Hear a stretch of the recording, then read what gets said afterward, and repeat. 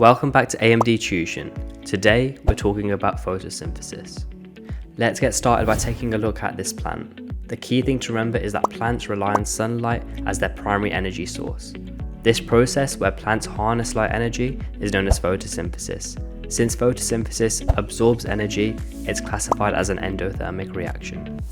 Now imagine this plant grew from a tiny seed. All the energy it needed for growth came from the light energy captured by photosynthesis. Photosynthesis mainly occurs in plant leaves, which contain the green pigment of chlorophyll, which is in the chloroplast of a plant. Chlorophyll can absorb light energy. In the first step of photosynthesis, the plant takes in carbon dioxide and water through the leaf. This light energy is then absorbed by the chlorophyll, which facilitates the conversion of carbon dioxide and water into glucose, which is a type of sugar. This process also generates oxygen, and you need to know this word equation and chemical equation for your exams. Plants use the glucose that it produces in 5 ways.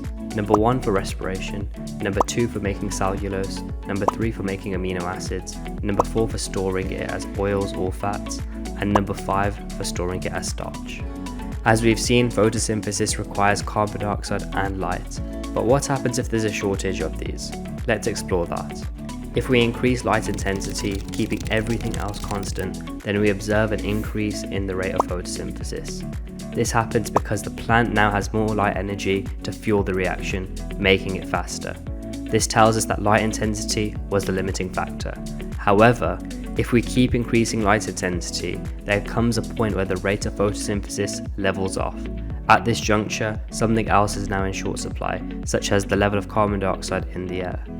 We can conduct a similar experiment by increasing the carbon dioxide level while keeping other variables constant.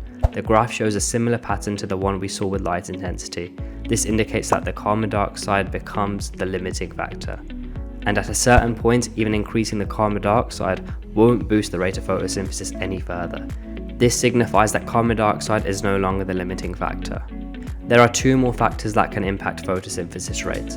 One is the amount of chlorophyll in the leaf. Leaves with less chlorophyll trap less light energy, resulting in a slower photosynthesis process. Temperature also plays a vital role. Higher temperatures make the enzymes involved in photosynthesis work faster, accelerating the rate.